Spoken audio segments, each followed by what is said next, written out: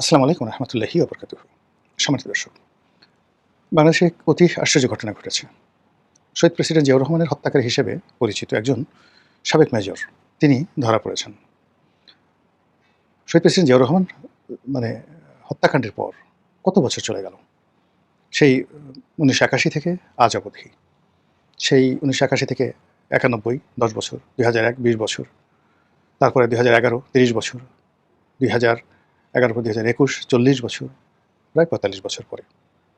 তো ৪৫ বছর পরে একজন হত্যাকারীকে ধরা হয়েছে এবং তাকে এখন ক্যান্টনমেন্টে নেওয়া হয়েছে। আমি জানি না যে আল্টিমেটলি এখন এই যে তাকে যে গ্রেপ্তার করা হলো, সেই গ্রেপ্তার করার পেছনে কী নাটক রিয়েলি রয়েছে। ২ নম্বর হলো যে এই কাজটি এই মুহূর্তে কে করেছেন? কেন করেছেন? কী কারণে করেছেন? This is a huge question. দ্বিতীয়ত যে বিষয়টি হলো যে এই ঘটনার সঙ্গে আমাদের সেনাবাহিনী কতটা জড়িত, বিএনপি কতটা জড়িত, কিংবা বিদেশি চক্রান্ত কতটা জড়িত, এটাও আমরা জানি না। তবে এতকাল পরে এই ঘটা করে এই সময়টিতে শহীদ প্রেসিডেন্ট জিয়াউর রহমানের একজন হত্যাকারীকে যেভাবে গ্রেপ্তার করা হলো, এটা রাজনীতিতে ভীষণ রকম সাসপেন্স তৈরি করবে, রোম্যান্স তৈরি করবে, অনেকগুলো উইন্ডো খুলে দেবে চক্রান্তের, এবং সরকারের বিপদ এবং বিপত্তি বাড়িয়ে দেবে। এই মুহূর্তে সরকারের যে সকল গুরুত্বপূর্ণ কাজ রয়েছে, সেই কাজগুলো থেকে সরকারের যে মন এবং মানসিকতা একটা নির্দিষ্ট জায়গাতে ডাইভার্ট করে দেওয়া হলো। এখন ধরুন, যদি এই ভদ্রলোকের বিচার সরকার ঠিকমতো না করে, তাহলে সবাই বলবে যে তারেক রহমান সাহেব তার পিতার হত্যাকাণ্ডের বিচার চাচ্ছেন না। আবার যদি তিনি বিচার করেন, তখন বলবেন যে দেখো দেখো দেখো কত বড় প্রতিহিংসা পরায়ণ, এত বছর পরে সে খুঁজে খুঁজে তার পিতার হত্যাকারীকে বের করেছে এবং সে প্রতিশোধ নিচ্ছে। এক পক্ষ বলবে বাপের বেটা, বাপের উপযুক্ত শেখ হাসিনা কেবল তার পিতার হত্যাকারীর বিচার করেনি, তারই চেয়েও তার পিতার হত্যাকারীর বিচার করতে বদ্ধপরিকর এবং এই বিচার চলমান থাকবে। এই বিচার কীভাবে চলমান থাকবে? যেমন প্রতিটি হত্যাকাণ্ডের পেছনে দুটো ঘটনা থাকে। একটা হলো মিলিটারি, মানে এই ধরনের সামরিক কুয়ের ক্ষেত্রে একটা মিলিটারি ইনভলভমেন্ট থাকে, আর একটা হলো সিভিল অ্যান্ড পলিটিক্যাল, তাদের একটা ইনভলভমেন্ট থাকে। আমাদের দেশে যে কটা সামরিক কু হয়েছে, ক্ষমতার পট পরিবর্তন হয়েছে, যে যেগুলো নির্মম হত্যাকাণ্ড ঘটেছে, প্রায় সবগুলোর সঙ্গে একটা পলিটিক্যাল কানেকশন ছিল। পলিটিক্যাল কানেকশনের সঙ্গে আবার একটা সিভিল সোসাইটির কানেকশন ছিল। এখন যেমন দেখা গেল যে পিনাকি ঠিনাকিরা যে কোনো কাজই ডেইলি স্টার, প্রথম আলোর একটা সখ্যতা খুঁজে পায়। ঠিক এরকম ঘটনা কিন্তু পাকিস্তান জামানাতেও ছিল। ওই সময়টাতে পাকিস্তানের পক্ষে সেই পূর্বদেশ, অবজারভার, এদের মালিক হামিদুল হক চৌধুরী, তারা যেভাবে কাজ করেছেন, আবার সেই পাকিস্তান রাষ্ট্র প্রতিষ্ঠার পেছনে দৈনিক আজাদ পত্রিকা, মাওলানা আকরাম খান, তাদের একটা বিরাট ভূমিকা ছিল।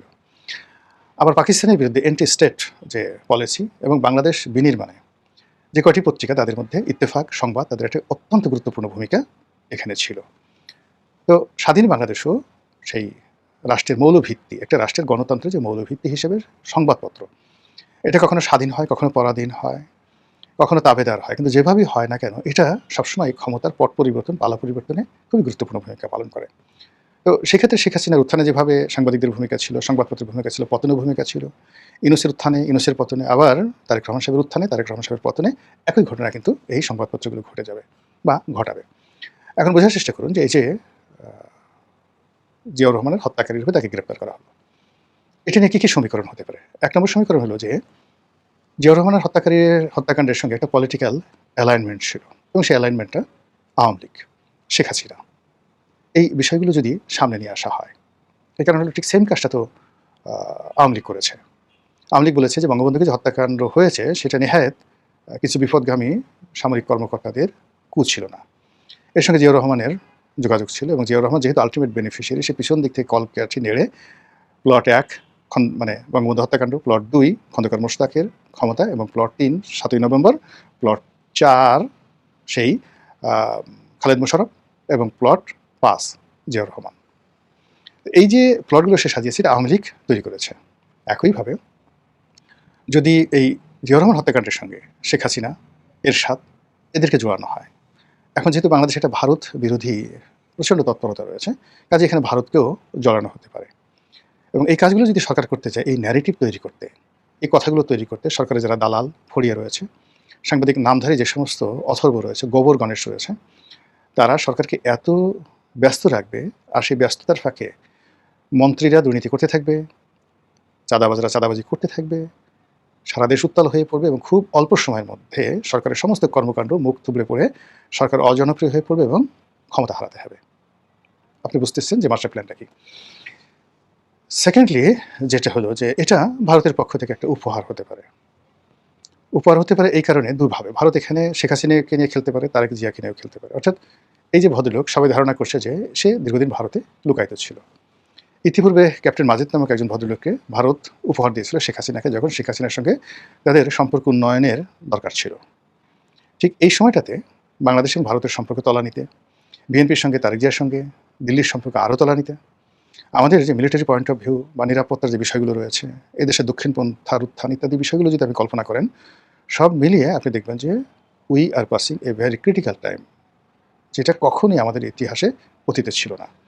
তো সেই দিক থেকে ভারত যে কোনো মূল্যে বর্তমান সরকারের কাছাকাছি আসতে চাচ্ছে, এবং সেই কাছাকাছি আসতে গিয়ে যদি এইরকম একটা ঘটনা ঘটিয়ে থাকে, তারা উপহার দিয়ে থাকে তারেক রহমানকে খুশি করার জন্য, তাহলে সেটি হজম করার ক্ষমতা তারেক রহমান সাহেবের নেই। এবং এই কাজ করতে গিয়ে সেনাবাহিনীর মধ্যে বিভেদ তৈরি হবে, বিসংবাদ তৈরি হবে, অনেকগুলো কেসে করতে বের হয়ে যাবে এবং সরকার আলটিমেটলি বিপদে পড়বে। তো সব মিলিয়ে অবস্থা দৃষ্টি মনে হচ্ছে ঘটনা যেদিকেই যাক না কেন, এটি আলটিমেটলি সরকারের জন্য ভালো কোনো ফলাফল বয়ে আনবে না। এটা কেবলই মতো একটার পর একটা ফাঁদ তৈরি করা হচ্ছে সরকারকে বিপদে ফেলার জন্য, বিপত্তিতে ফেলার জন্য। আর সরকার ঘটনাগুলো এমনভাবে করছে, অনেকটা সেই 10 টাকা অস্ত্র মামলার মতো, ডান দিকে গেল বিপদ, বাম দিকে গেল বিপদ, এবং এখানে ভারতের চাল হতে পারে, চীনকে পিছনে ফেলার চেষ্টা হতে পারে, একটু নানা রকম ঘটনা কিন্তু ঘটতে পারে। এবং সেই জিনিসগুলোই এই ভদ্রলোককে এই মুহূর্তে গ্রেপ্তার করিয়ে বিএনপিকে দিয়ে এমন কিছু করানোর চেষ্টা করা হচ্ছে, যার ফলে রাজনীতির যে স্ট্যাবিলিটি, ফরেন পলিসির যে স্ট্যাবিলিটি, সামরিক নীতির যে স্ট্যাবিলিটি, এগুলো সব তছনছ হয়ে যাওয়ার আশঙ্কা দেখা দিয়েছে। মহান আল্লাহ আমাদের সবাইকে হেদায়েত দান করুন এবং হেফাজত করুন। আসসালামু আলাইকুম ওয়া রাহমাতুল্লাহি ওয়া বারাকাতুহু।